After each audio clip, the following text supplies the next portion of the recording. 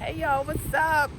So I've decided that I'm going to vlog for the next 3 nights. I'm working the next 3 nights. So you guys seem to like these come to work with me vlog type videos. So I'm gonna bring y'all with me for the next 3 nights. I'm working 2 nights at my per diem job and no, 2 nights at my contract job. What am I thinking about?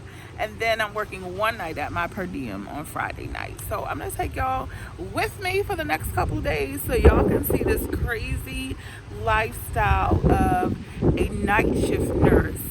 I was inspired to do this video because people don't understand the life of a night shift nurse. Like, it's just wildly insane that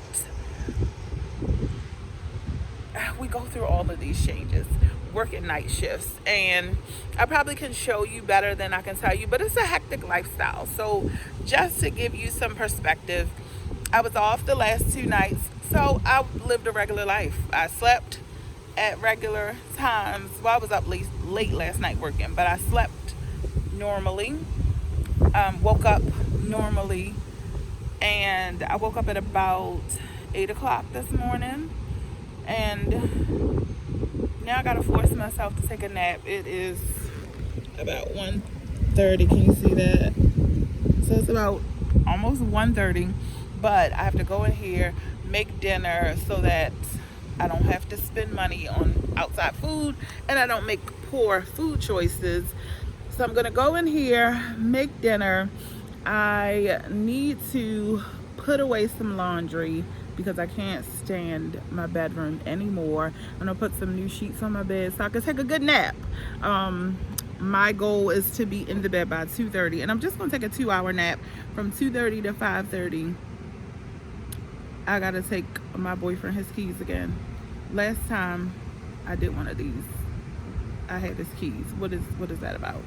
But this was my fault this morning because I grabbed his keys to go back in the house to let the dog in, and his keys were in my pocket. Now they're in the car. Anyway, y'all, come on, let's go.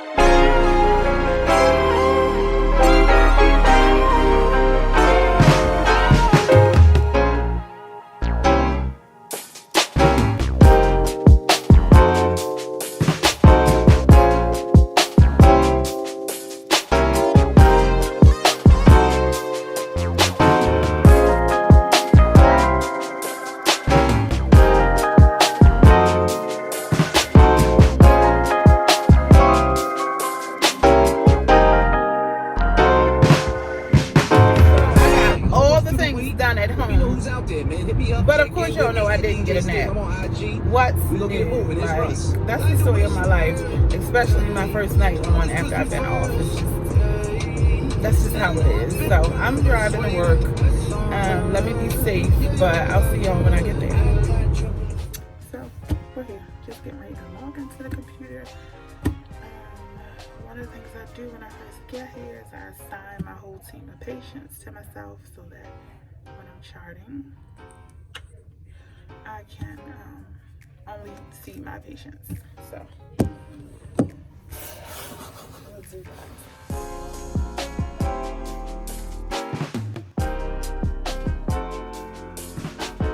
Alrighty, so this is my report sheet. This is what it looks like, how it's laid out. Mommy on this side, baby on this side, and it has all the things I need to keep up. So this is how I stay organized.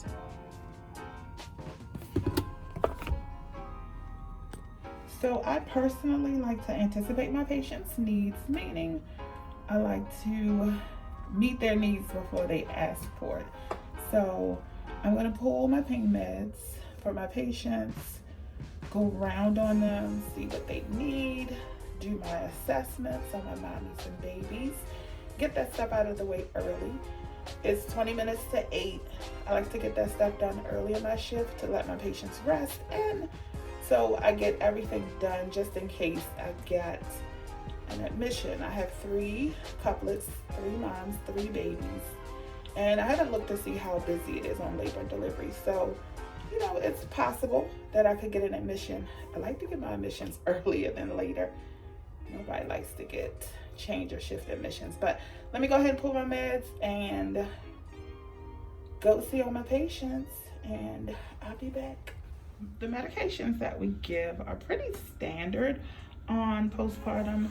We give Motrin for pain and Colace as a stool softener. Most everybody gets those combinations of drugs. We also give out Tylenol for pain, and sometimes Percocet or oxycodone if they've had surgery. So it is 8:30 and 8:35, and I'm done seeing all my patients. I have to go back and medicate one at 9:30, but otherwise, I've seen them all. I got a pretty chill group tonight. They are all resting. Babies are fed. Perfect. I'm not going to speak on it too much because that's when stuff starts popping off. But so far, so good. I'm walking to the car, forgot my water cup, and I cannot be thirsty up in here.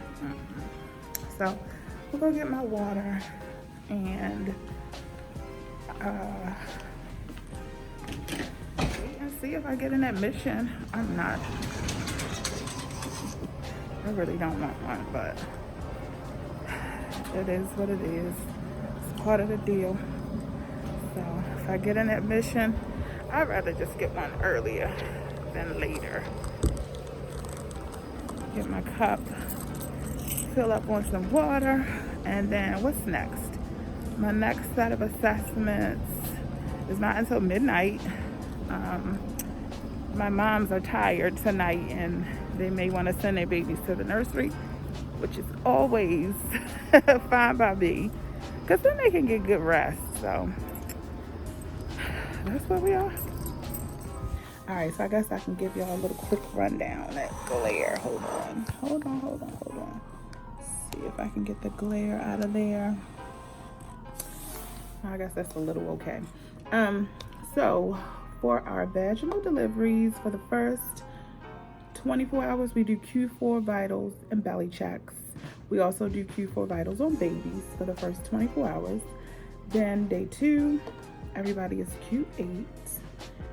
We start our baby assessment with the start of the shift, but mommy is at midnight. Pretty much everybody gets Motrin for pain, Q6 hours as a standing order, not a PRN. C-sections, they can of course have Percocet order, but a lot of these patients here just take Motrin and Tylenol, and they seem to be okay. So I don't know if they dose them heavy in the OR, but they seem to be perfectly fine with Motrin and Tylenol most of the time. Day 1 for our babies, we do PKUs, which is their no, not PKU. We do a jaundice skin test on the first night. Second night, baby gets a Billy level, a serum Billy, and PKUs.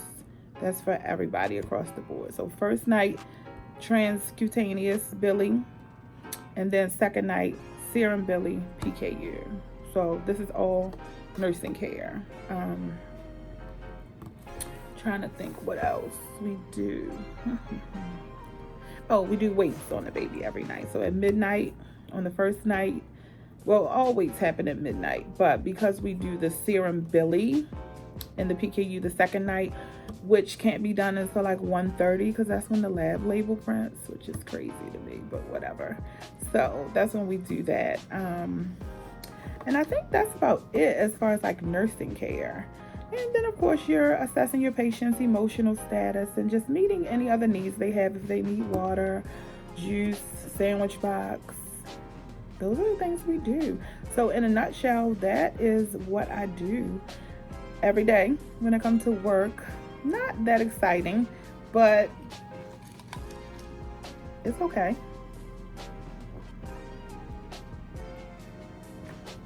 If you watch my postpartum video, you'll see that I said in terms of maternal child health, postpartum is the less intense, labor is the more intense. So postpartum allows you time to do a lot of teaching with your patients, helping them with breastfeeding, and you get to spend like a lot more less strenuous or less stressful time with them for the most part. In labor, you know, depending on what's going on with your laboring patient, that can be super stressful. So postpartum is pretty chill. I like it. I used to hate it, but I like it. I do miss labor. This assignment is finishing up in 4 weeks. So happy. And I am probably going to do a labor contract the next time. I like to alternate them to keep myself marketable. And you know, sometimes I get tired of labor and I just want to do postpartum. Sometimes I get bored of postpartum and I need that little adrenaline that I'm going to get with labor. When I was out going to get my cup, I saw 2 pregnant bellies walking in and I was like, look at that. That's like the action we look for in labor and delivery. Like, yes, somebody's coming in labor. So I was like, oh, I miss it. But in a nutshell, that's what I do. So I'll just vlog a little bit more tonight if I think of anything exciting, and then I'll pick this up on tomorrow. I saw everybody at 12. It's now like 12:15. I saw everybody between 11 and 12. 2 mamas sent their babies to the nursery so they can get some rest, and my other mama, she's breastfeeding her baby, and then I called it.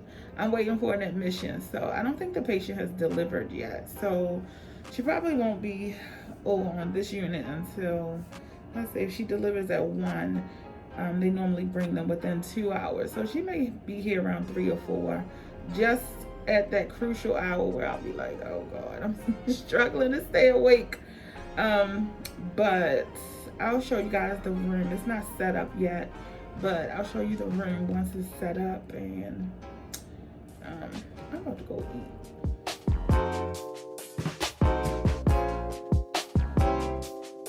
There you go. I dodged that admission. She was supposed to come at 6 a.m. and never came. Now I'm not mad. I'll be back here too. Nuggets. So we made it through our first shift of 3.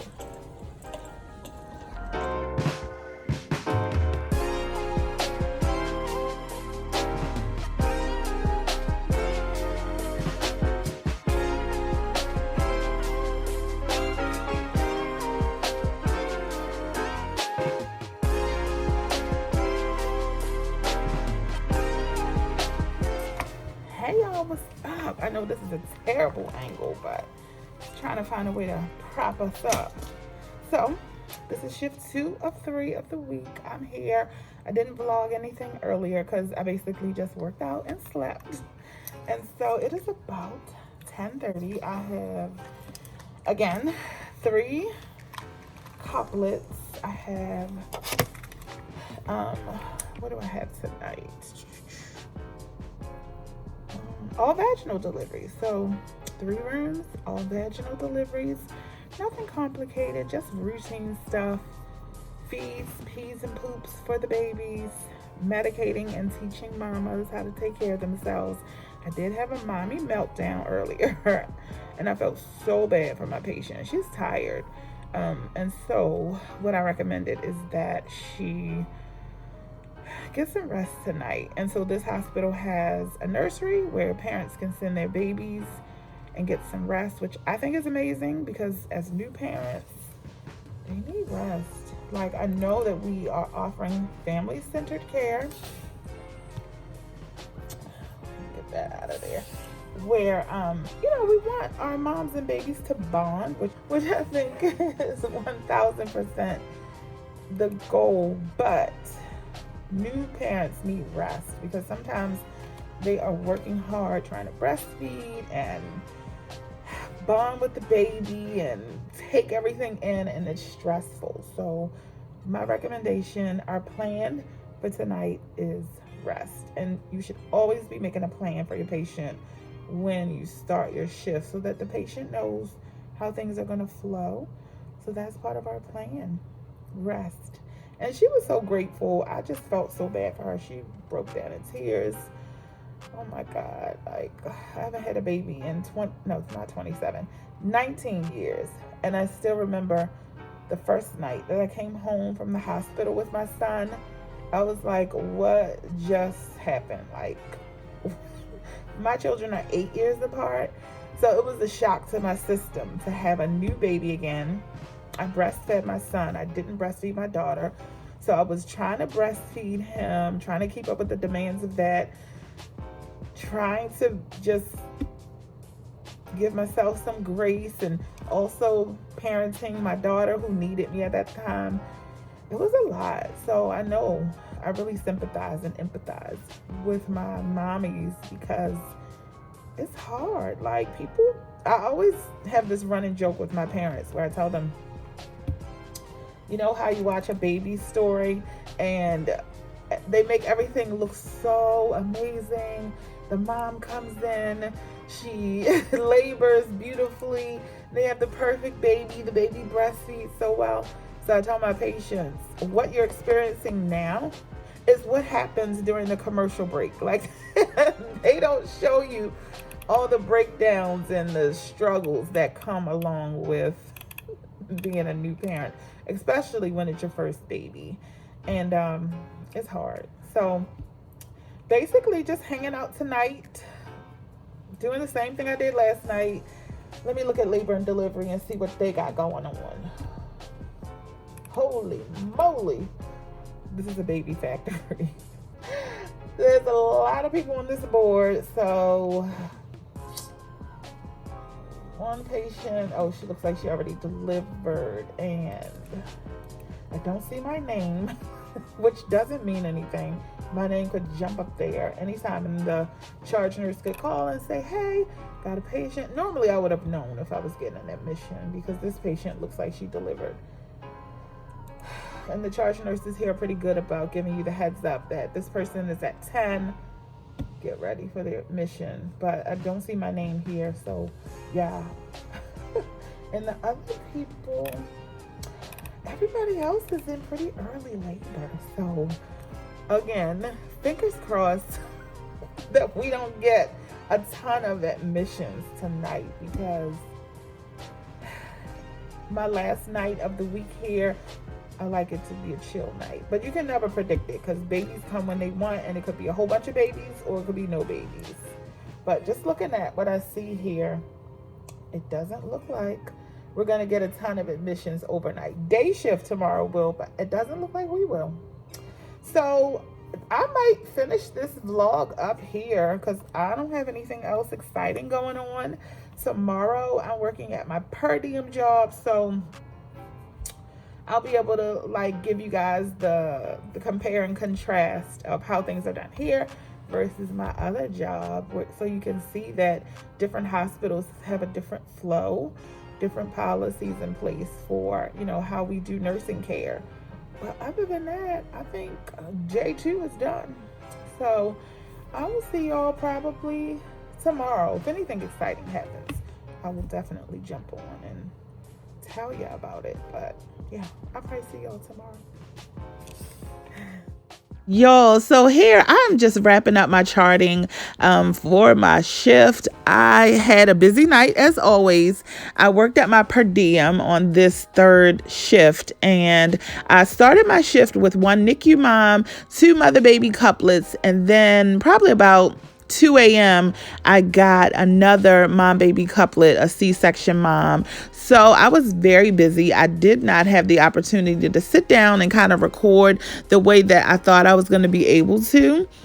But I'll probably do a recap once I get off to let you guys know about this whole experience trying to vlog these 3 days at work. All right, y'all. So it is Saturday night. I am thankfully off tonight. I gotta go back to work tomorrow, but I'm off tonight, and it's been a crazy busy week. So I vlogged or partially vlogged 3 of my shifts, but I actually worked 4 shifts last week. I am wrapping up this contract, as you guys know, and so I'm putting in some extra hours at my per diem job so that I can set myself up to kind of like take a break after this assignment is over. I want to give myself a nice little cushion so that I don't have to be pressed about securing a contract right away, because my plan is to, hang on, I feel like this is off a bit. Okay, so my plan is to not take a new contract until January. Fingers crossed. That's the plan. But I keep putting the caveat out there and in my mind that if something amazing comes my way, I may consider taking a contract. But I really want to spend the holidays at home and not have to rush into my next contract. So that's why you guys saw me hustling and grinding over this last couple days to, you know, again, set myself up with a nice little cushion. So my shifts, let me tell you guys, my second night where I was at my last night of the week at my contracted job, my night went well, and then at 6 o'clock I got a train wreck admission.